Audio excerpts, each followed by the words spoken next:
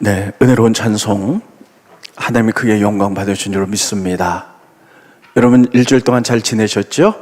네, 우리 눈에다가 사랑의 마음을 담아서 옆에 분하고 우리 사랑스럽게 인사해 보겠습니다. 사랑을 축복합니다.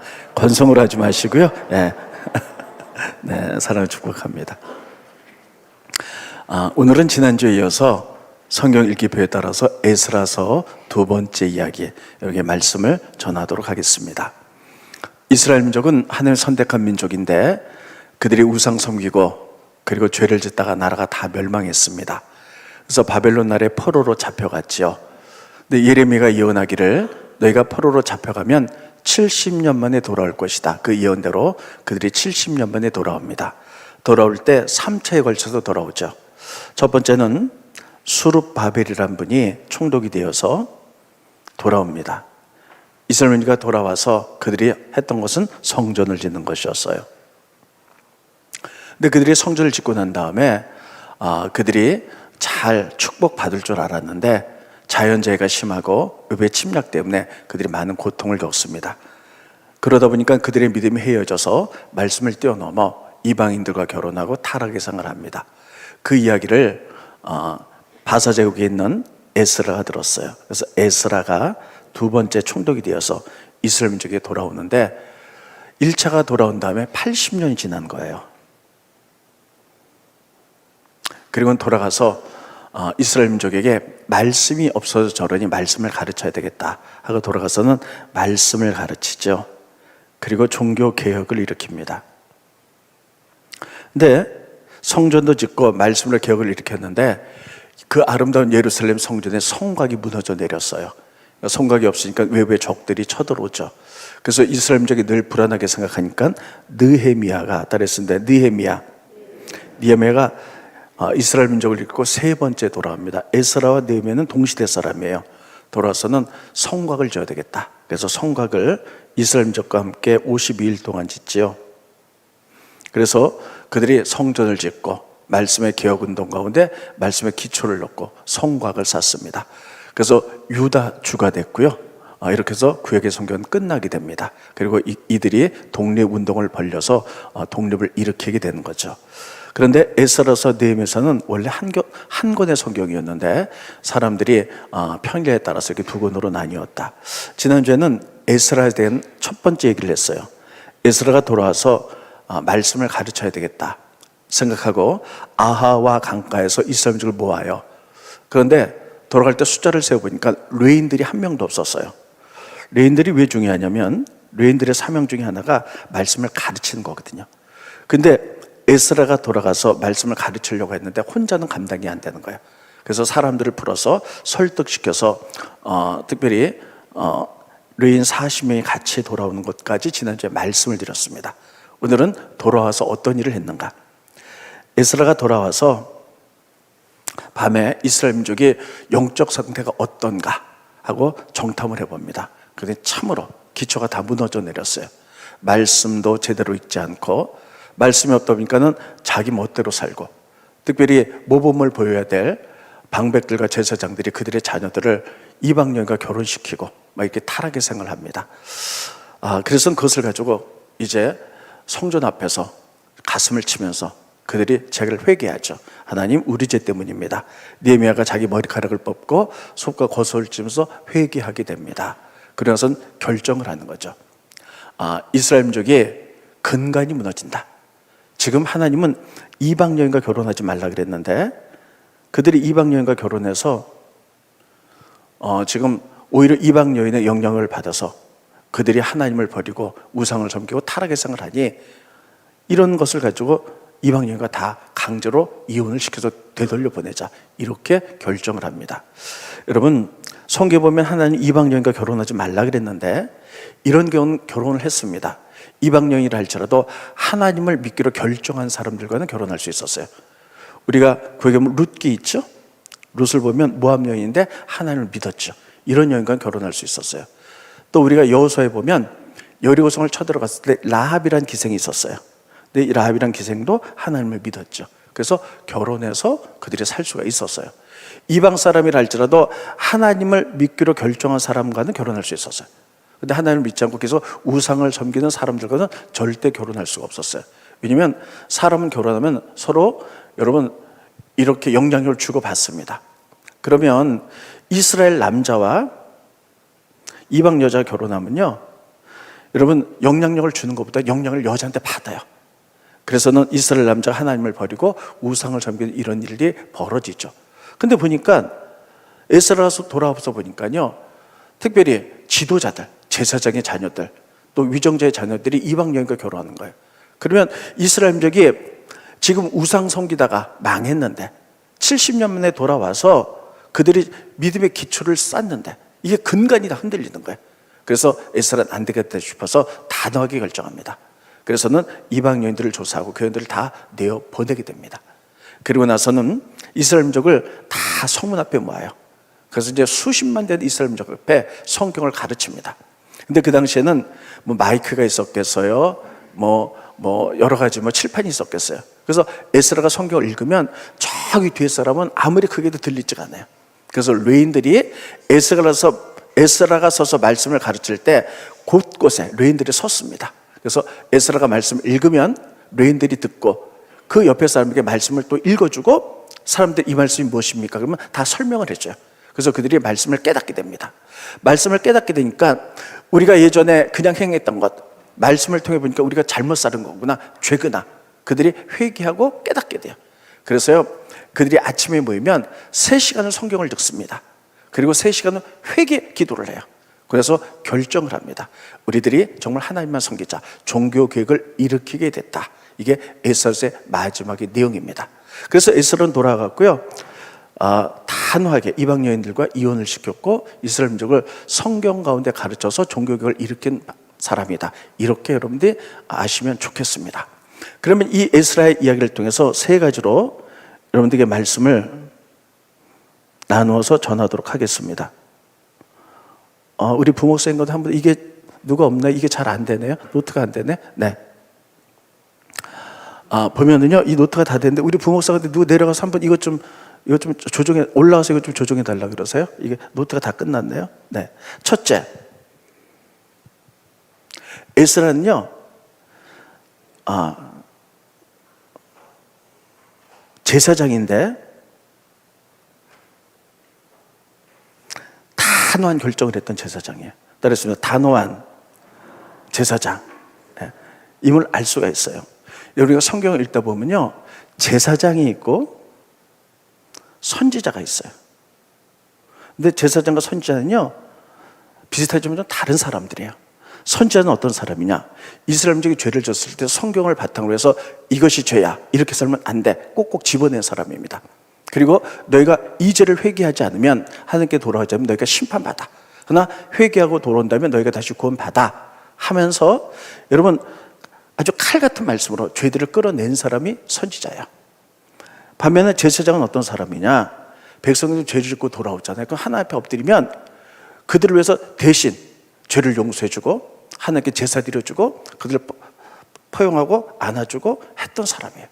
이거는 똑같이 하나님께 쓰임 받았지만 선지자든 칼 같은 말씀으로 그들의 죄를 지적해낸 사람, 제사장은 어떤 사람이냐면 그들이 죄를 회개할 때 그들을 품어주면서 용서해주고 이렇게 화해시켰던 이런 사람이에요.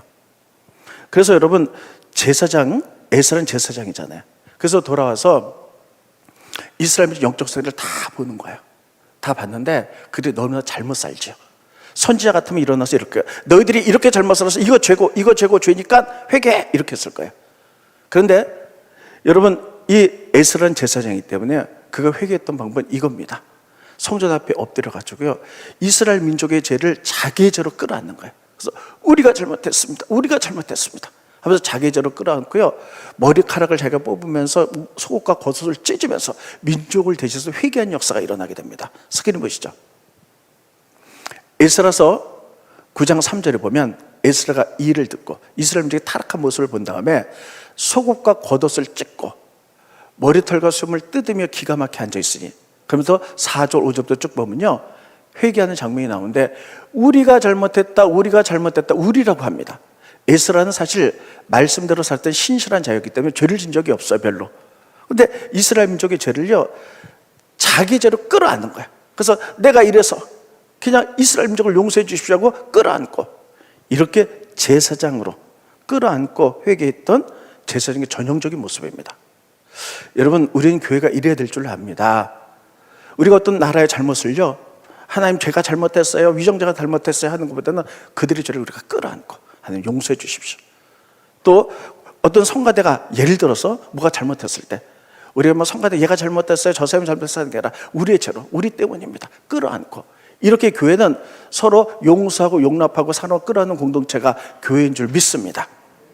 여러분, 이렇게 제사장으로서 이렇게 사람들의 죄를 끌어안고 회개했던 사람이에요. 그러나 이러한 사랑의 제사장이라 할지라도요, 믿음의 근간이 무너질 때 좀 단호했어요. 그래서 단호하게 결정을 다 끊습니다. 그렇게 회개를 했지만 이스라엘 민족 보니까 죄를 짓고 그들이 70년 만에 나라가 멸망해서 돌아왔어요. 70년 만에 돌아왔는데 여러분, 그들이 또 여러분 이방 여인을 결혼하고 우상을 섬기고 막 이런 일이 막 벌어지는 거예요. 그러니까 지금 나라의 근간이 흔들리게 생겼어요. 믿음의 공동체가 넘어지게 생겼어요. 그래서 에스라는요, 아주 단호하게 결정을 합니다. 이방 여인들을 다 내어쫓자. 그래서 여러분, 노트가 지금 없어요. 이방 여인들을 내어쫓자. 그래가지고요, 여러분 이방 여인들을 다 조사해서 이방 여인과 결혼한 사람을 조사해서 그들 강제로 다 이혼을 시킵니다. 그래서 민족의 근간을 믿음 가운데 다시 바로 잡습니다. 제사장이지만 아주 단호했던 거예요. 여러분, 우리들도 그래야 될 줄로 믿습니다. 우리들도 이 시대 왕 같은 제사장들이에요. 그래서 교회에서는 다른 사람의 잘못을 용서하고 화해하고 끌어안아야 되지만 어떤 공동체가 죄 때문에 무너질 때, 내 믿음이 때로는 무너질 때, 어떤 일들로 해서 어려움들이 올 때, 우린 때로는 사랑과 용서보다도 단호한 결정이 필요할 줄로 믿습니다. 이런 게 있어야 돼요. 에스라는 제사장이었지만 아주 단호했어요. 그래서 민족의 근간을 바로 잡았어요. 근데 제사장 가운데 여러분, 그러지 못한 제사장도 많아요.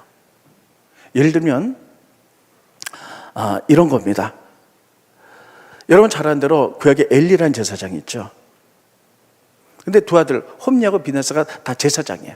근데 이들이 죄를 짓습니다. 그래서 하나님 앞에 제사 드릴 때 사람이 재물을 갖고 오면요, 하나님께 드리기 전에 좋은 것을 자기가 다 빼돌려요. 그리고 성막문 근처에 소망문에서 일하는 여인들과 음란한 일을 합니다. 그러면 여러분, 제사장이 이렇게 되면요, 믿음의 공동체가 다 무너지잖아요. 그러면 엘리 대제사장이 그것을 가지고 단호하게 처치를 했어야 돼요. 너희들이 그래도 제사장이야? 그들 끊어낸다든지 혹독하게 대가를 치르게 해서 다시는 그런 일이 일어나지 않도록 그렇게 해야 됩니다. 근데 엘리가 그렇게 안 하는 거예요. 그냥 말로 듣고요, 그렇게 하면 안 돼, 그냥 이 정도로. 그러니까 하나님이 그것을 보시고 이러다가 이스라엘의 민족의 죄악 가운데 문들겠다, 이래가지고 여러분 전쟁이 일어나게 해갖고 그들을 다 죽입니다. 그리고 하나의 법궤도 빼앗겨 버리고 말지요. 이렇게 우리들도 왕같은 제사장으로서 우리의 믿음이 넘어질 때, 때는 공동체가 쓰러질 때, 죄악 가운데 흔들리게 될 때, 우리들은 사랑과 용서와 용납으로 받아들이지만 때로는 하나님의 나라와 그런 것들을 위하여 때로는 단호하게 결정해야 될 때도 있어야 된다고 분명히 믿습니다. 여러분, 에스라가 왜 그렇게 했나요? 그 당시에 이방 여인들을 보니까 여러분, 이스라엘 남자들이 이방 여인과 결혼해서 어떤 일이 벌어졌죠? 이런 일들이 벌어졌어요. 스크린 보십니다. 느헤미야서 13장 23절로 24절을 보면, 그때 내가 또 본즉 유다 사람이 이스라엘 남자들이 아스돗과 암몬과 모압 여인들을, 그래서 이방 여인과 결혼을 했는데 그들이 자녀를 낳죠. 근데 여러분, 그들이 이방 방언은, 이방 말은 절반쯤 해도 아버지가 이스라엘 사람인데 이스라엘 말은 한마디도 못해요. 왜 그렇습니까? 어머니의 영향을 받기 때문에. 그래서 이렇게 되면 그 자녀들이, 남편도 하나님을 떠날 것이고 그 자녀들도 이스라엘 말도 하지 못하고 어머니의 영향을 받아서 우상을 섬기기 때문에 나라의 근간이 흔들리기 때문에 이렇게 단호하게 결정했다는 거예요. 지금은 우리가 그래야 될 때인 줄 압니다. 많은 사람들이 믿음 가운데 또 분명하게 서 있지만 또 많은 사람들이 믿음의 근간이 흔들릴 사람도 굉장히 많아요.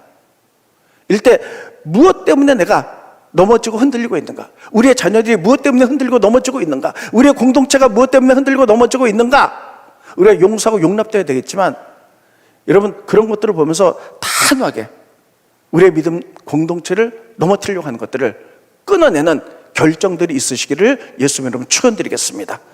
내 믿음이 바로 섰습니까? 내 믿음이 막 흔들리고 있습니까? 원인이 있을 거예요. 그것이 무엇인지를 깨닫고요, 그걸 끊어내셔야 돼요. 때로는 단호해야 돼요. 성경 보면 아이들, 우리의 귀한 자녀들 믿음으로 기르라고 말씀하고 있어요. 근데 성경 뭐라고 말하냐면요, 아이들도 다 죄성이 있기 때문에 사랑의 회초를 들으라고, 때리라고 이렇게 말씀하고 있어요. 요즘은 아이들을 금쪽같이 길러서 아이들을 잘 안 때리죠. 또 아이들을 잘못 때리면요, 아동폭력이라서 큰일 납니다. 근데 그건 안 되죠. 아이들이 잘못했는데 내가 감정 때문에 그냥 아이들을 막 내가 내 성에 못 이겨서 막 아이들을 때린다, 이런 건 안 되죠. 근데 아이들이 잘못될까봐, 저 아이가 잘못됐는데 그냥 놔뒀다가는 근간이 흔들릴까봐, 넘어질까봐 사랑의 매를 들으라고 성경 이렇게 돼 있어요. 때로는 그런 단호함도 필요한 거예요. 스크린 보십니다. 잠언서 24장 13절로 14절에 보면 아이를 훈계하지 아니하려고 하지 말라. 채찍으로 그를 때려라. 또 채찍으로 때려 죽지 않는다는 거예요. 내가 그를 채찍으로 때리면 그의 영혼을 수월해서 구원하리라. 그가 잘못돼서 죄악에 빠지는데 사랑의 매를 들어서 때로는 단호하게 결정하면 그 아이를 구원해낼 수 있다는 거예요. 이런 것들을 보면서요, 여러분 아이들도 똑같이 다 죄성이 있습니다. 여러분들의 자녀는 어떻습니까? 여러분의 자녀는 지금 믿음 가운데 잘 성장하고 있고, 아니면 넘어지고 근간이 다 흔들려서 믿음이 막 해체되고 있습니까? 때로는 우리가 그런 모습을 보면서 기도하는 것도 중요해요. 그냥 내 죄 때문입니다, 붙들고 기도하는 것도 중요해요. 그러나 때로는 완전히 넘어지기 전에 믿음으로 바로 서서 단호한 결정을 하는 것, 이것도 대단히 중요한 일입니다. 내 믿음이 완전히 넘어지기 전에 혹시 내가 넘어지는 것도 있다면 단호하게 잘라내는 귀한 주일이 되기를 예수님의 이름으로 축원드리겠습니다. 두 번째는요, 에스라는 이렇게 이스라엘 민족이 수동적인 믿음에서 능동적인 믿음으로 바꿨어요. 이게 뭐냐, 아이들이 어릴 때는 미숙하잖아요. 그럼 밥을 먹여줘요. 근데 아이들이 크잖아요. 20대 30대가 되면 자기가 밥을 먹어야 되는데, 여러분 계속 20살 30살이 됐는데도 부모가 계속 밥을 먹여준다, 이건 안 되는 거죠. 스스로 알아서 능동적으로 일할 수 있도록 해야 되는 거죠. 마찬가지입니다. 지금 에스라가 이스라엘 민족이 잘못 살고 있어요. 근데 그게 죄인 줄도 모르고 타락하고 있어요. 그러니까 수동적으로 명령 내서 강제로 이혼을 시켜서 그들 수동적으로 이혼을 당합니다. 그래서 그들의 잘못을 잘라내게 해요. 그러나 언제까지 이렇게 할 수는 없어요. 그래서 에스라는 그들에게 말씀을 가르칩니다. 너희들이 죄 짓는 것, 이방 여인과 결혼해서 타락하는 것은 하나님을 믿는다고 하면서도 말씀이 없어서 그러기 때문이야. 그래서 말씀을 가르치는 거예요. 그러니까 말씀을 통해서 보니까 자기들이 잘못을 깨달아요. 그래서 막 울면서 회개하는 거예요. 우리가 잘못했습니다. 그래서 그들이 했던 것은 뭐냐면, 하루에 여러분 낮에 4분의 1, 3시간은 성경을 읽고요, 3시간은 회개 운동이 벌어져요. 그래서 그들이 했던 것은 말씀을 통해서 보니까 우리가 그동안 했던 것 당연한 줄 알았는데 잘못이었습니다. 그래서 스스로 이제는 이방인과 결혼하지 않겠습니다, 결정을 해버려요. 능동적으로. 그리고 우리가 11조 생활할 것이며 신앙생활 잘할 것이며, 만약에 그렇지 않다면 하나님의 저주가 우리에게 올 것입니다고 저주로 맹세를 해버려요. 스크린 보시죠. 지금 에스라가 이제 그들을 강제 이혼시킨 다음에, 그래서 이스라엘 민족은 수동적으로 이혼을 당했죠. 이스라엘 민족은 다 모아놓고 이제 말씀을 가르쳐요. 느헤미야서 8장 8절로 9절을 보면 하나님의 율법책을 낭독하고 그 뜻을 해석하여 백성들에게 낭독한 것을 다 깨닫게 하니 백성이 율법의 말씀을 듣고 다 우는지라. 이번 주 암송 말씀입니다. 자, 말씀을 통해서 깨달으니까, 그래서 종교운동이 벌어지는 거예요. 그래서 에스라가 강대상에 서 있고 수십만 이스라엘 민족이 다 모여요. 그래서 말씀을 가르치는데 끝까지 안 들리니까 레인들을 다 구석구석에 심어놓고 말씀을 읽습니다. 가까이 있는 사람은 들리죠. 멀리 있는 사람들은 레인들이 듣고 그 말씀을 또 그들에게 알려줘요. 그 사람들이 묻습니다. 이 내용이 무엇입니까? 그럼 다 레인들이 설명을 해줘요. 그래서 말씀을 듣고 나니까 그들이 잘못을 깨달아요. 우리가 잘못한 거구나. 그래서 회개하기 시작해. 그래서 그 말씀의 운동이 어떻게 벌어졌냐면 스크린 보십니다. 느헤미야서 9장 1절로 3절을 보면 그달 숨은 나흔 날에 이스라엘 자손들이 다 모여 금식하며 굵은 베옷을 입고 티끌을 물었으며, 그래서 회개운동이 벌어졌어요. 쓰며 모든 이방 사람들과 절규하고 서서 자기의 죄와 조상들의 허물을 자복하고, 이날에 낮 4분의 1은 하루 3시간이에요. 제자리에 서서 그들이 하나님 여호와의 말씀책을 낭독, 성경을 읽고 낮 4분의 1, 3시간은 죄를 자복하며 그들이 하나님 여호와를 경배해야 되는 거예요. 그러니까 여러분, 말씀을 읽으니까요, 이제 능동적으로 이게 잘못된 거구나 깨닫고 회개하는데 3시간을 성경을 읽고 3시간을 회개하면서 하나님을 찬양해요. 그래서 능동적으로 그들이 말씀을 이제 깨닫는 거예요. 읽는 거예요. 그래서 그들이 스스로 또 결정합니다. 이제 우리가 깨달았습니다. 예전에는 모르고 그랬는데 이젠 깨달으니 하나님 말씀대로 삽니다 하고 종교 계획을 일으키죠. 우리 모두 이방인과 결혼하지 않겠습니다. 그리고 11조 생활을 할 것이고요, 희년 지킬 것이고요, 주일날 장사하지 않을 것이며, 구약에 그들이 범했던 걸 다 고백해요. 만약에 그대로 안 하면 하나님의 저주가 우리에게 임할 것입니다 하고 저주로 맹세해버리고 말아요. 스크린 보십니다. 느헤미야서 10장 29절에 보면 다 그들의 형제 귀족들을 따라 저주로 맹세하기를 따르습니다. 저주로 맹세하기를. 우리가 우리 하나님의 종 모세를 통하여 주신 하나의 율법을 따라서 우리 주 여호와의 모든 계명과 규례와 율례를 지켜서 행하겠습니다. 읽지 않았죠. 그다음 30절에서 쭉 보면요, 우리가 11조 할 것이고요, 우리가 주일을 성수할 것이며, 우리가 또 희년을 지킬 것이며, 말씀대로 살 것입니다. 그렇게 안 한다면 우리에게 저주가 낼 것입니다 하고 저주로 스스로, 예전에는 에스라에서 강제로 됐지만 이제 말씀을 통해 스스로 능동적으로 바뀌고 말았어요. 이것을 우리는 성숙한 신앙이다 이렇게 얘기합니다. 따르겠습니다. 성숙한 신앙. 예전에는요, 신앙이 약할 때는 그래서 목사님 이거 하세요, 성경 읽으세요, 기도하세요, 어떻게 하세요 하면 그대로 따라했어요. 근데 이제는요, 우리가 스스로 성경 읽어야 돼요. 그리고 우리가 성경을 통해서 잘못한 걸 회개해야 되고, 우리가 하나님의 기뻐하는 일들을 하면서, 이것이 곧 성숙한 신앙이에요. 제가 개척하고 얼마 되지 않았을 때 저희 이웃에 서울에 큰 교회를 낸 어떤 여자 권사님이 계셨어요. 근데 주일날은 가지만 수요일이나 이럴 때 못 올 때 이제 저희 교회로 오셨거든요. 그래서 그분하고 좀 교제를 했는데 그분이 이런 말씀을 하셨어요. 아주 오래된 일이죠. 우리 교회는요, 교인들이 성경 안 읽어도 돼요. 그래서 그게 무슨 말씀이세요? 그랬더니 우리 목사님이 워낙 그 교회는 큰 교회고 유명한 목사님이 계세요. 우리 목사님 설교를 너무 잘 하시고 그리고 성경을 잘 가르쳐서 우리는 그것만 먹어도 된다는 거예요. 그래서 우리는 성경 안 읽어도요, 그것만 먹고 충분합니다. 그렇게 얘기를 하셨어요. 그때는 저도요, 정말 그렇구나, 그 교회가 대단하구나. 그래서 그 목사님이 어떻게 설교하실까, 어떻게 성경 가르치나, 나도 좀 그려보고 싶다. 막 그래서 그 목사님 설교집도 사주고 막 이랬었어요. 근데 시간이 지나고 나니까요, 이게 잘못됐다는 것을 그때는 몰랐어요. 나니까요, 이거는 그냥 아이에게 밥을 먹이는데 나이가 들어서 30살, 40살 돼도 계속 밥만 먹이는 거지 스스로 밥을 못 먹게 만드는구나. 목사님이 그렇게 하시진 않았지만 교인들은 그렇게 생각했다는 거예요. 미숙화되는 것은 수동적으로, 그래서 하라는 대로만 움직이는 거예요. 성숙화된 능동적으로 스스로 성경을 읽고 그리고 판단하고 죄가 되는 것은 다 잘라버리고 말씀이 기뻐하는 일로 나가는 것, 이것이 능동적인 신앙인 줄 믿으시기 바랍니다. 이 사람의 기뻐하는 신앙인 줄 믿으시기 바랍니다. 에사는 이렇게 움직여 나갔어요. 백성들 스스로 하도록. 여러분, 그래서요, 꼭 성경 읽으세요. 교회에서 목사님 기도하세요 하다 기도하지 말고 기도도 하시고 말씀 거울을 날마다 비춰보시고 말씀을 묵상해요. 그래서 믿음이 성장해 나가는 거예요. 그래서 성숙해 가는 거예요. 그래서 여러분들이 이렇게 떠먹여주는 신앙이 아니라 스스로 성경을 찾아서 읽고 말씀에 적용해서 스스로 하나님을 찾아 사는 이런 능동적인 신앙으로 발전해 나가기를 예수님 이름으로 축원드리겠습니다. 세 번째는요, 마지막으로 에스라는 정말 하나님이 기뻐하는 분이었어요. 저는 지난주에 미가서 말씀을 묵상했는데요, 미가서 이렇게 됐어요. 하나님의 선한 것을 우리에게 보였다는 거예요.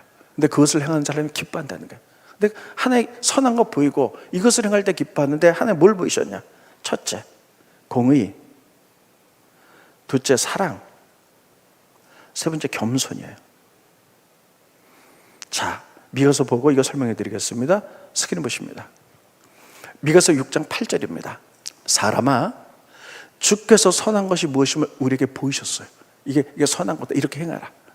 오직 여호와께서 내게 구하시는 것은 오직 정의, 공의를 행하는 것이며 인자를 사랑하는 거며 겸손하게 내 하나님께 함께하는 것. 세 가지라는 거예요. 따라했습니다. 공의, 사랑, 겸손. 여러분, 겸손은 뭡니까? 하나님과의 관계예요. 그러니까 하나님 앞에 무릎 꿇고 엎드리는 거죠. 그래서 하나님, 나는 피조물입니다. 그래서 하나님의 말씀으로 채우는 거, 하나님의 성품으로 나를 채우는 거예요. 그리고 나서 우리들이 세상으로 나가서 세상에서 우리가 일을, 하나님 나라를 세워서 일을 할 때는 공의롭게 정의롭게 하는 거고요, 사람을 섬길 때는 사랑으로 하는 거예요. 이걸 이렇게 해갈 때 이게 하나님이 우리에게 먼저 선한 것이고, 이렇게 할 때 하나님이 기뻐한다는 것이에요. 근데 에스라가 이렇게 했거든요. 에스라는 보세요. 말씀의 제사장이기 때문에 늘 하나님께 예배의 자세로 겸손하게 무릎 꿇었어요. 그래서 하나님, 저는 피조물입니다. 하나님 말씀으로 채웠고, 그리고 일어나서는 세상으로 나가서 사람들이 말씀대로 살지 않을 때 공의를 행해서 바로 다 잡았어요. 그리고 사람들은 여러분 사랑하는 마음으로 그들이 죄를 졌을 때 우리의 죄 때문이면 다 끌어안고 기도하면서 이렇게 겸손과 사랑과 공의로 나갔을 때 하나님 기뻐하는 일이에요. 그 하나님 기뻐하는 일이라면 우리들도 이렇게 할 때 하나님 기뻐할 줄로 믿습니다. 따르겠습니다. 공의, 사랑, 겸손. 저는 지난주에 이 말씀 깊게 묵상해 보다가요, 이런 생각을 했습니다. 제가 이제 무릎을 꿇고 기도하다가, 하나님이 이렇게 살려고 무릎을 주셨구나. 우리에게 무릎을 주시니, 이건 제 생각이에요. 하나님께 엎드려 무릎 꿇으라는 거예요. 겸손하게. 그렇습니다, 주님. 저는 하나님의 피조물이고요, 하나님의 말씀으로 채우기 원합니다. 겸손하게 하나님의 성품으로 날 다스려 주십시오. 그래서 말씀과 하나님의 성품으로 다스린 다음에, 채운 다음에 무릎으로 일어나는 거예요. 그리고 삶으로 나가는 거예요. 그래서 우리의 삶의 현장에서 일을 할 때는 공의롭게, 하나님 뜻에 맞게 정의롭게 하는 거예요. 그리고 사람들을 대할 때는요, 사랑으로 서로 용서하고 용납하고 화해하고 사랑으로 섬겨나가고, 이래서 하나님이 우리에게 무릎을 주셨구나. 하나님께 무릎 꿇어 겸손하고 일어나 세상과 사람으로 나가서 공의와 사랑으로 나갈 때, 이게 하나님이 우리에게 보신 선한 것이고, 이럴 때 하나님 기뻐하겠구나, 이런 생각을 해봅니다. 한번 따라했습니다. 공의와 사랑과 겸손. 저는 이것을 보면서요, 그래, 이게 우리의 자세다. 이게 하나님 기뻐하는 일이다. 다시요. 공의, 사랑, 겸손. 그러면서 제가 지난주에 시간이 좀 있어, 제가 집에서 생활을 좀 많이 하는 시간이 있었습니다. 그래서 말씀을 묵상하는데요, 내 스스로를 많이 생각해 봤어요. 나의 정체성. 예수님의 정체성이 나의 정체성이잖아요. 예수님이, 여러분, 그 요단강에서 세례 받을 때 하늘 문이 열면서 비둘기 같은 성령이 내려오셔서 이렇게 얘기했죠. 예수님께 이렇게 말했어요. 이는 내 사랑하는 자요, 기뻐하는 자다. 기뻐하는 아들이다. 이렇게 얘기했어요. 이게 예수님의 정체성이었어요. 스크린 보시죠. 마태복음 3장 17절에 보면 하늘로부터 소리 있어 말씀하시되 이는 내 사랑하는 아들이요 기뻐하는 자다. 그러면 예수님의 정체성이 나의 정체성이에요. 예수님이 모델이니까. 저 이거 많이 생각해 봤어요. 이 말씀과 미가서의 말씀. 하나님이 나를 사랑하시지, 이건 추호도 의심이 없어요. 하나님 여러분 사랑하는 줄 믿으시기 바랍니다. 우리가 좀 가난하고 부족하다 할 때도 하나님 여러분 사랑하시고 저를 사랑하세요. 이건 우리의 정체성, 이건 하나님 나를 사랑하세요. 이건 의심해서는 안 돼요. 근데 하나님이 나를 해서 내가 기뻐하는 자다. 하나님을 그렇게 보실까? 나는 과연 하나님 기뻐하는 사람일까? 우리 교회는 하나님 기뻐하는 교회일까? 생각해 보는 거예요. 그러면 하나님이 기뻐하는 일이 뭐냐는 거예요. 아까 미가서에서 얘기했잖아요. 겸손하게 주님 앞에 무릎 꿇고 말씀과 하나님의 성품으로 우리가 채워서 세상으로 나가서 우리가 일을 할 땐 공의롭게 정의롭게 하고, 사람을 대할 땐 사랑과 용납과 섬김으로 사랑으로, 이게 하나님이 기뻐하는 일. 우리가 이런 일을 한다면 하나님 그럴 거예요. 내가 너 기뻐하는 자다, 이렇게 말할 거예요. 여러분, 하나님 여러분 사랑하시죠? 하나님 여러분 다 사랑하세요. 그럼 하나님이 여러분 기뻐하는 자입니까? 여러분, 하나님 여러분 보면 기뻐하실까요? 네, 아멘. 할렐루야. 전 많이 생각해 봅니다. 하나님 날 기뻐하실까? 심각하게 생각하셔야 돼요. 하나님 나 사랑하는 거는 추워도 의심이 없어요. 하나님 사랑하세요. 죄인이라도 사랑하세요. 근데 하나님이 나를 기뻐할까 하는 거예요. 한번 여러분 스스로 물어보세요. 하나님이 지난 일주일에 생활의 삶을 보면서 나 기뻐하실까? 그러면 하나님이 어떤 삶을 기뻐하시냐? 공의와 사랑과 겸손. 그렇습니다. 공의, 사랑, 겸손. 이럴 때 하나님 정말 기뻐한다는 거예요. 우리가 이렇게 삶을 살아낼 때 하나님께서는 그래 너 내가 정말 너 사랑하지만 네가 이렇게 살아서 내가 너 기뻐해 이렇게 말할 줄로 믿습니다. 그래서 제가요 그렇게 살자, 우리가 이렇게 좀 살아보자, 정말 무릎 꿇어 기도하자, 하나님께 겸손하게 그 하나님의 성품으로 채우고 말씀을 쳐서 이제 세상에서 무릎으로 나가자. 그래서 우리에게 주어진 모든 일들은 공의롭고 정의롭게, 우리가 만난 모든 사람은 사랑으로 섬겨나가자. 하나님이 내가 너를 사랑하지만 너 이런 하는 모습을 보면서 내가 너 기뻐해 이렇게 말할 줄로 믿습니다. 하나님 기뻐하는 자들이 되기를 예수님 이름으로 축원드리겠습니다. 그래서 지난주 혼자 이런 찬송도 많이 불렀어요. 나 주님의 기쁨 되기 원하네. 스크린 보여주시고요. 내 마음을 새롭게 해서 가사 보여주세요. 계속 내 마음을 새롭게 해서 새 부대가 되게 하여 주사 주님의 빛 비추게 하소서. 내가 원한 한 가지 주님의 기쁨이 되는 거. 이 찬송 부르면서요 가사를 생각하면서 정말 마음이 많이 찔렸어요. 내 마음에 정말 한 가지 소원이 주님의 기쁨 되는 걸까? 여러분 마음의 소원이 주님의 기쁨 되는 겁니까? 왜 대답이 없으세요? 기쁨 되는 겁니까? 기쁨 되시기 바랍니다. 그래서 어떻게 된다고요? 겸손, 사랑, 공의, 이 삶. 하나님께 선한 거라고 우리에게 보여주셨어요. 그럼 우리가 이렇게 살아갈 때 에스라가 그렇게 살아갔거든요. 우리도 왕 같은 제자들로 그렇게 살아가시기 바랍니다. 그래서 여러분 믿음의 고역 따라서 나 주님의 기쁨 되기 원합니다. 이 찬송 2번 하고 마치겠습니다. 기도하고 마치겠습니다.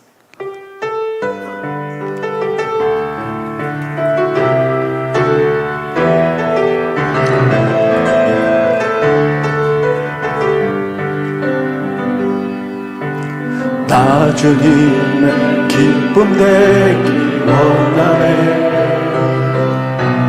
내 마음을 새롭게 하소서. 새 부대가 되게 하여 주사.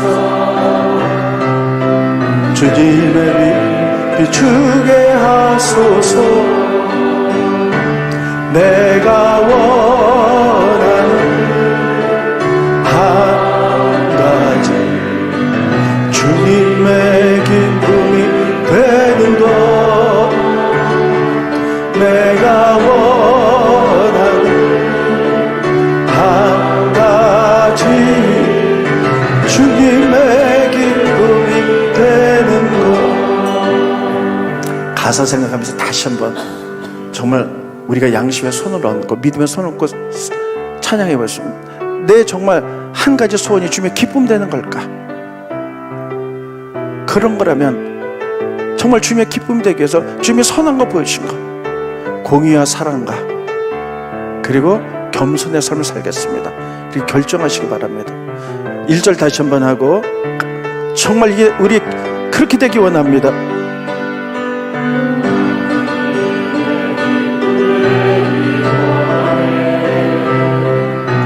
내 마음을 새롭게 하소서. 새 부대가 되게 하여 주사. 주님의 빛 비추게 하소서. 내가 정말입니까? 한 가지 주님의 기쁨 되는 것입니까?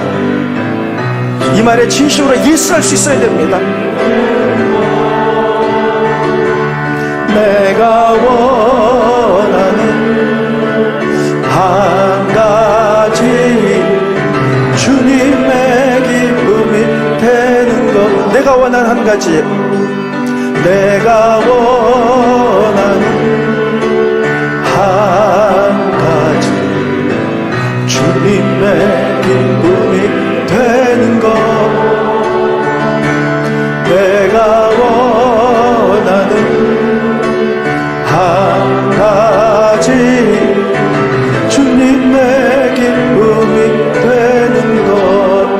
오른손 가슴에 대시겠습니다. 하나님 묻고 계세요.